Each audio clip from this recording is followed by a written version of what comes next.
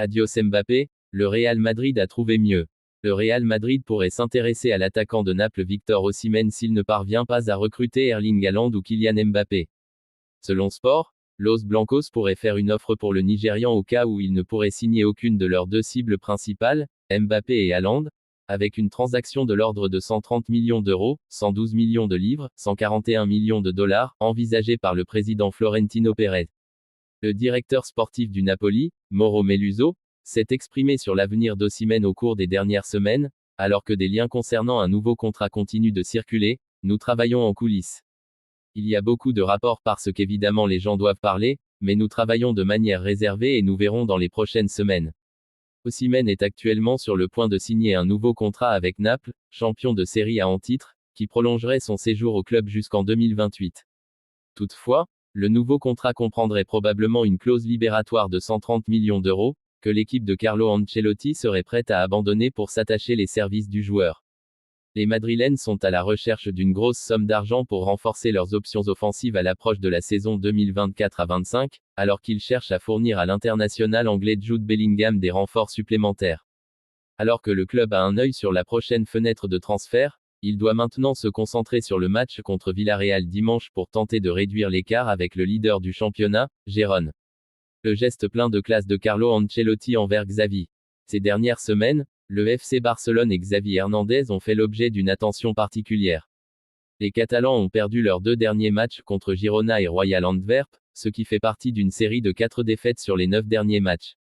Les performances du FC Barcelone ont également été très médiocres au cours de cette période, ce qui a entraîné une pression accrue sur Xavi.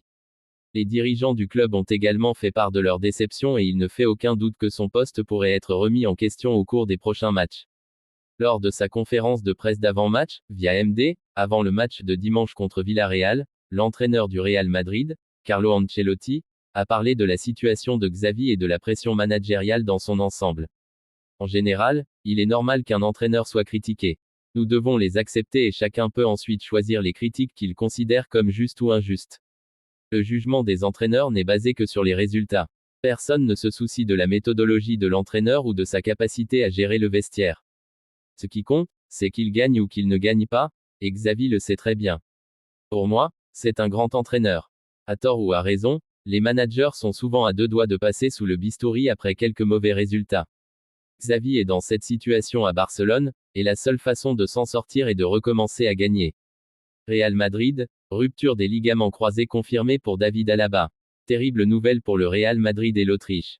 Alors que son club espagnol a bien dominé Villarreal, 4-1, lors de la 17e journée de Liga, le défenseur autrichien, David Alaba, a été contraint d'abandonner ses partenaires à la demi-heure de jeu.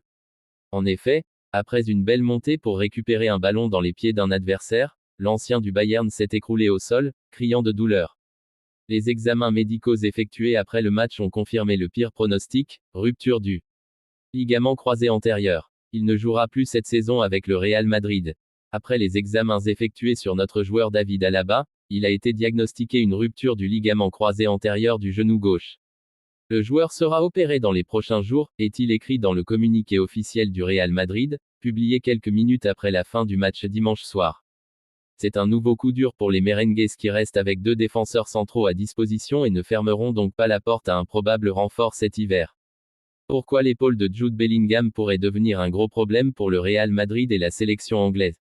La blessure contractée contre le Rayo Vallecano il y a 2 mois pourrait s'avérer être un problème à long terme pour le milieu de terrain anglais.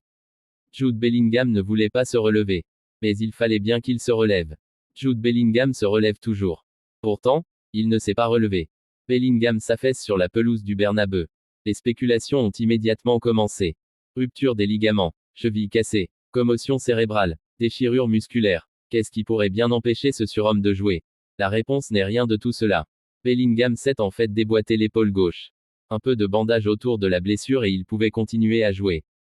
Il a peiné pendant le reste du match, visiblement mal à l'aise et pas vraiment impliqué du moins selon ses standards, alors que les merengues se contentaient d'un match nul 0-0 contre le Rayo Vallecano, un club de milieu de tableau.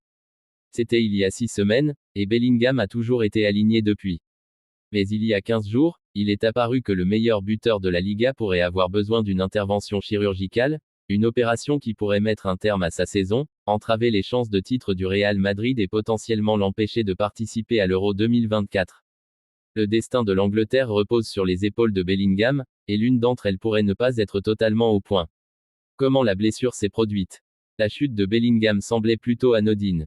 Mais il a atterri maladroitement sur son épaule gauche et l'articulation s'est momentanément déboîtée.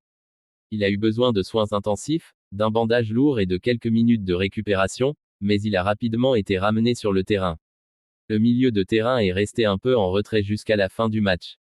Bien qu'il ait touché la barre à la fin de la première mi-temps, il est apparu très frustré en se démenant sur tout le terrain sans le moindre impact. À la fin du match, on l'a vu s'accrocher verbalement avec tous les adversaires possibles du Rayo. Après la partie, Ancelotti a admis que sa star avait peut-être besoin d'examens médicaux.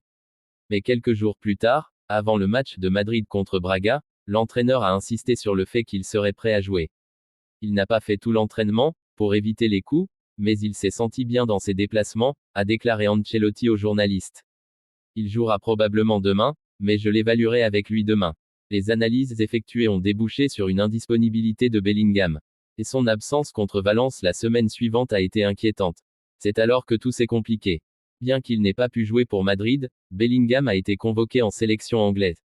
Il a été photographié arrivant sur le terrain d'entraînement de son équipe nationale, à la grande indignation d'Ancelotti. S'il n'a pas joué aujourd'hui, il ne pourra pas jouer avec l'Angleterre. Il doit faire un travail spécifique pour renforcer son épaule et il le fera dans les prochaines semaines. Après la pause internationale, je pense qu'il pourra rejouer, a déclaré l'entraîneur madrilène. Et il avait raison. Bellingham a quitté le groupe des Sri Lions, et est revenu sur le terrain, bien qu'avec un lourd strapping, et a immédiatement retrouvé la forme. À le regarder aujourd'hui gambader sur le rectangle vert, tout semble normal.